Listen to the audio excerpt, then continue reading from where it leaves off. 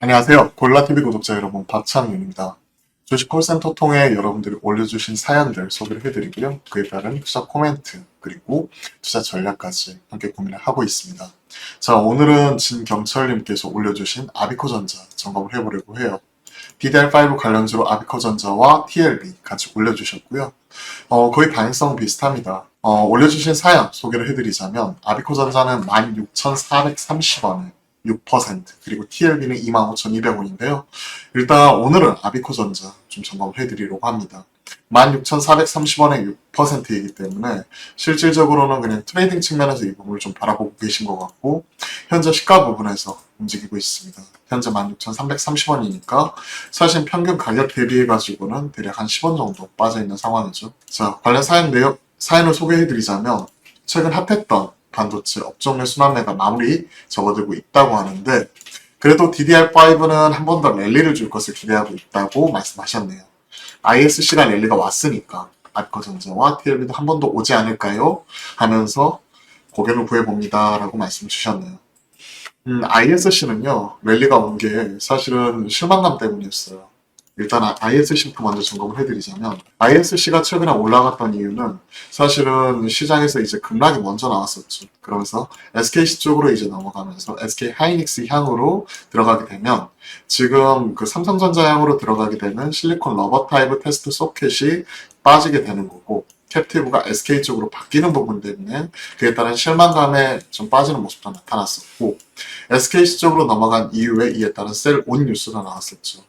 하지만 최근 공시 내역 이런 부분을 좀 살펴보시게 되면, 이번에 들어온 자금, 3자 배정 유증, 그리고 이번에 들어온 자금을 대규모 이제 캐파 확대 이 부분에 사용을 하겠다 하는 부분 자체가 나타나면서 그 부분이 긍정적으로 시장에서 평가를 받았던 거죠. 자, 뉴스를 한번 보는 게 낫겠네요.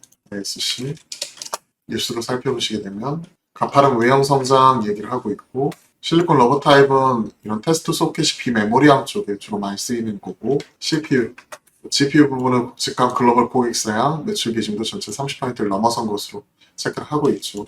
그러면서 이번에 연구 개발단 그리고 캐파 확대 이런 부분에 지금 대규모 이제 자금이 쓰일 수 있다. 5,225억 돈 들여가지고 이런 부분 들어가는 건데, 이 부분이 이제 추가적으로 대규모 투자 이런 쪽에 쓰이면서 오히려 이런 실적이나 이런 쪽 관련해가지고는 큰 폭으로 늘어날 수 있다는 거죠. 최근에 그것 때문에 SK에서는 복백과 상향 이런 부분도 나왔었고, 어드밴스 패키지, 패키지 개판, 대면 적화 뭐 이런 쪽이 주로 쓰이는 부분 나오기 때문에 그에 따른 시장의 반응이 나오면서 실리콘 러버 타입에서 1위 분야, 그리고 리노공업은 포고핀이기 때문에 날카로운 핀이 반도체 단자의 손상을 주는 단점이 있기 때문에 HBM 쪽이나 이런 쪽에서는 일부 좀 덜 쓰일 수 있다 하는 쪽이고, 그리고 이런 부분 때문에 이제 그 부분이 부각이 되면서 주가 좀 급등하는 모습이 나타났어. 그에 따른 영향이라고 봐야 돼요. 시장에서는 실망감 그리고 기대감 한꺼번에 나오면서 랠리가 나왔던 거. 아비코전자는 DDR5 쪽이기 때문에 냉정하게 보면 현 시점에서는 지금 기간 조정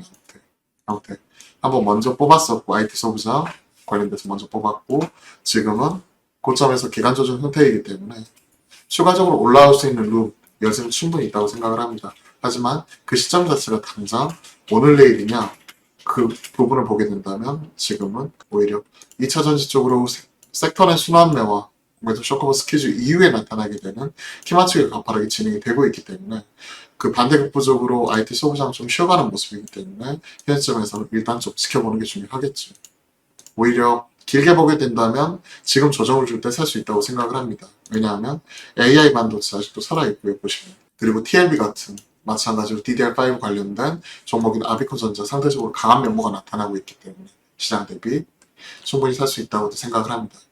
다만 IT 소부장 전반적으로 지금 약세 국면이기 때문에 좀 한꺼번에 비중을 실기보다는 일단은 좀 지켜보는 가운데 추가적으로 내가 산 가격 이상 윗선에서 불타게 하는 부분 좀 말씀드려보고 싶어요. 자, 아비코전자 관련된 리포트와 관련 내용도 좀 같이 점검을 해보겠습니다. DDR5 대표 수혜주죠. 수동 소자, 우리가 인덕터, 저항기 만들고 있는 회사이고요.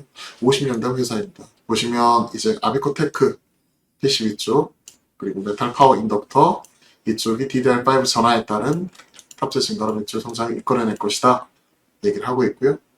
단가가 높은 메탈 파워 인덕터가 ASP, 대여섯 페이지 이상 이렇게 증가하는 쪽이기 때문에 3분기부터 본격적으로 공급이 시작될 것으로 지금 전망을 하고 있죠. 그리고 DDR5 침투율이 23년도 20% 이상 바라보고 있는 쪽이고요.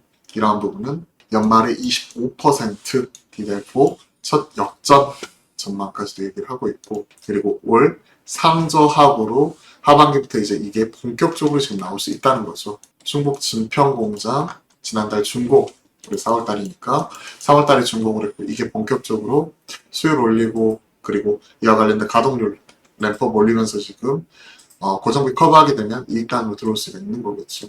배터리 파워 인덕터, 수동 소자와 PCB, 설비를 고루 갖춰야 하는 고도 기술력 요구하는 까닭에 주로 삼성전기, 교살 같은 대기업 주로 생산하는데, 아비코전자는 기술 개발 통해 올해 매출로 이 부분이 이어질 거다. 50년간 영업 적자 5차례 안정적인 기업이다.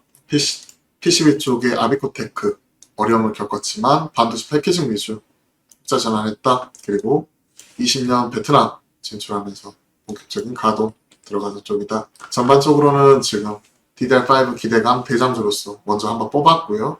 그리고 나서는 지금은 기간적인 형태로 쉬어가는 부분인데, 분명히 여기서 추가적인 업사이드는 좀 더 열려있다고 생각을 하고 있습니다. 현재 10% 내외인데 연말까지 한 25% 정도, 그리고 내년에는 약 절반까지 침투율 가파르게 올라올 거다.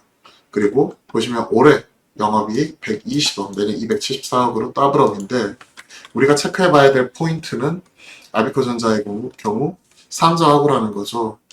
1분기에 적자, 2분기에 16억인데, 그러면 상반기에 14억 정도인데 120억 정도 벌려면 하반기에 최소한 한 110억 정도 가까이 찍어줘야 되는 거죠. 106억 정도 더 나와야 120억 정도 되는 거니까 한 105억 정도네요. 그러면 3분기, 4분기 평균적으로 한 50억 이상씩은 찍어줘야 된다는 거죠. 그럼 상저하고로 보는 거. 이 부분을 점검해 볼 필요가 있을 것 같고요. 올해 기준으로 지금 PR 자체가 22배지만 내년도 여기서 더블업이기 때문에 내년도 기준으로 보게 된다면 10배 초반까지 빠지는 거고, 포워드 기준으로 땡기게 되면 대략 한 10배 중반, 한 15배 정도 되겠네요. 이 부분 점검해 볼 필요가 있을 것 같습니다. 관련 내용 한번 정리 한번 해볼까요? 아비코전자입니다. 일단 16,430원에 6% 기준이고요. 충분히 트레이딩 가능한 구간이기 때문에 현 시점에서 당연히 홀딩 좀 말씀드려보고 싶고요. 그리고 좀 비중 확대 이런 부분, 타이밍 이런 부분 고려할 것 같은데, 좀 장기적으로는 이 부분 같은 경우는 꾸준히 우상향할 수 있다고 생각을 하고 있습니다. 다만 단기적으로는 현 시점 2차 전지 쪽이 올라오면서 기간 조정 형태로 치고받는 모습이기 때문에, 일단은 단기적으로는 이와 관련돼서 주목단 기존 고점 19,400원 이 부분이기 때문에 19,000원과 대략 한 15,000원 중반 이 부분을 체크를 하면서 트레이딩 발광점 단기적으로는 혹은 중장기 홀딩 이렇게 투트랙으로서 말씀드리고, 목표가는 단기적 트레이딩 하시는 분들은 1.9만, 손절가 1.55만, 15,500원, 종가 기준 다시 편입제 이런 부분 말씀드리고요. 중장기적으로 아예 홀딩 하실 분들 입장에서는 현 시점에서는 홀딩 이후 비중 확대, 왜냐하면 비중이 6%이기 때문에 이 부분까지 체크해 드리는 게 좋을 것 같습니다. 그리고 지금 밸류에이션 측면으로 보았을 때도 PR 기준으로 보면 지금 선행 12개월 시와스 포드 PR 기준으로 봐야죠. 포드 PR 기준으로 보면 10배 중반, 다만 업사이드 측면에서는 상저하고 실적과 그리고 올해 대비 내년 더블업 되는 실적이기 때문에 올해보다는 내년 타겟, 그리고 이런 부분을 땡긴다고 보았을 때 지금 쉬어가는 구간 기간 조정이 되지만 추가적으로 윗바 업사이드는 좀 더 열려있다고 보고 있기 때문에 단기적으로 트레이딩도 가능하지만 길게 보면서 아비코전자 비중 확대 측면에서도 같이 충분히 지켜볼 수 있을 것 같습니다. 아비코전자 점검을 해봤는데요. 도움이 되셨다면 구독, 좋아요 한 번씩 눌러주시고요. 내일은 또 화목한 소통하는 날이죠. 화요일과 목요일 오후 12시 반부터 여러분들과 소통방송 만들어 가니까 많은 참여와 관심 부탁드려보도록 하겠습니다. 자, 그럼 오늘 오후장도 기운 내서 파이팅 하시고요. 남은 하루도 좋은 하루 보내셨으면 좋겠습니다. 오늘도 화이팅입니다.